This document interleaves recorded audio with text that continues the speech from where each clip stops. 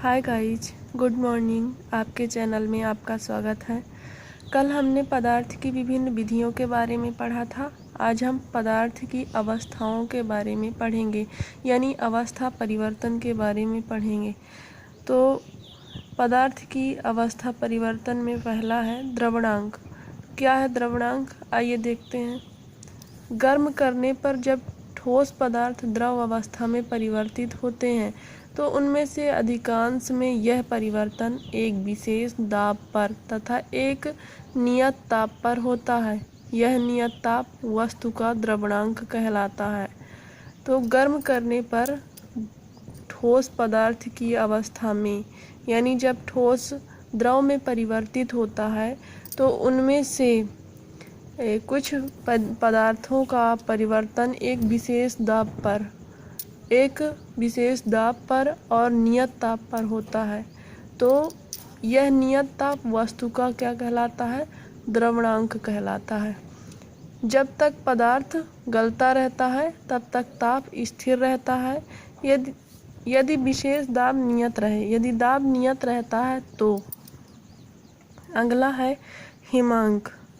किसी विशेष दाब पर नियत ताप जिस पर कोई द्रव जमता है, एक बार फिर देख लेते हैं। किसी विशेष दाब पर नियत ताप जिस पर कोई द्रव जमता है हिमांक कहलाता है। ठीक है।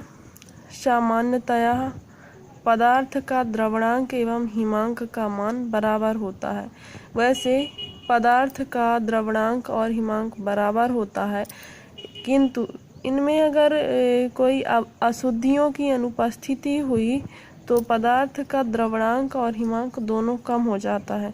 आइए देखते हैं। अशुद्धियों की अनुपस्थिति में पदार्थ का द्रवणांक एवं हिमांक दोनों कम हो जाते हैं। ठीक है। अब द्रवणांक पर दाब का प्रभाव देखते हैं। क्या होता है दाब पर, द्रवणांक के दाब पर प्रभाव? उन पदार्थों के द्रवणांक दाब बढ़ाने से बढ़ जाते हैं जिनका आयतन गलने पर बढ़ जाता है। तो उन पदार्थों का द्रवणांक दाब बढ़ाने से बढ़ जाता है जिनका आयतन क्या है? गलने से, यानी अवस्था में परिवर्तन होने से जिनका आयतन बढ़ जाता है, जैसे मोम और तांबा आदि।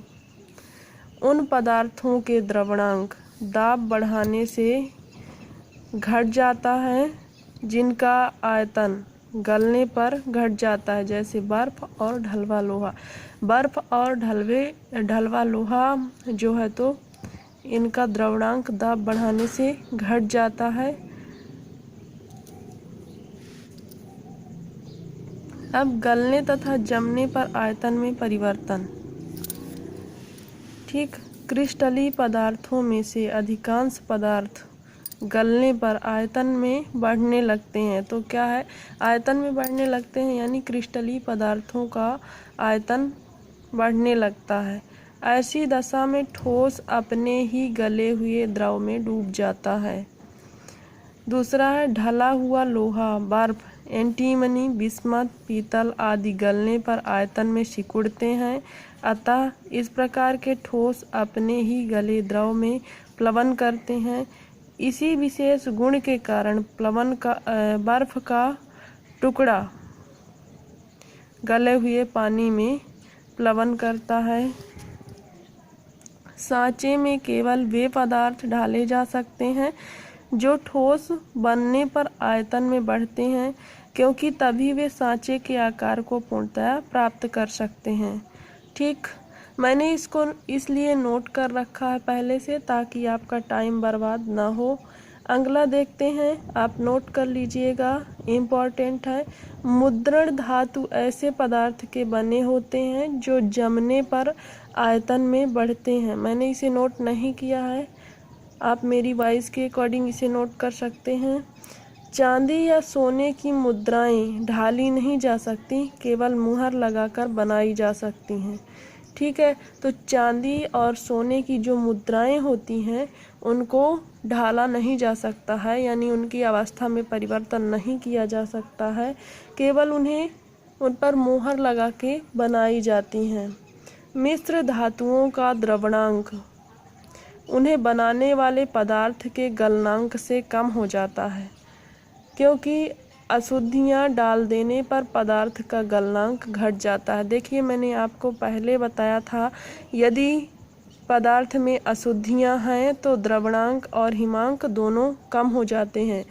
तो मिश्र धातुओं का द्रवणांक उन्हें बनाने वाले पदार्थ के गलनांक में कम हो जाता है, क्योंकि अशुद्धियाँ डाल देने पर पदार्थ का गलनांक क्या होता है, घट जाता है। अशुद्धियों की उपस्थिति में पदार्थ का द्रवणांक और हिमांक दोनों घट जाते हैं। ठीक, कल हम पढ़ेंगे हिमकारी मिश्रण, वाष्पीकरण, क्वथनांक का कम होना और क्वथनांक क्या है ये जानेंगे। Thank you. चैनल को प्लीज़ लाइक और सब्सक्राइब करिए ताकि ये जानकारी सबके पास पहुँचे। Thank you.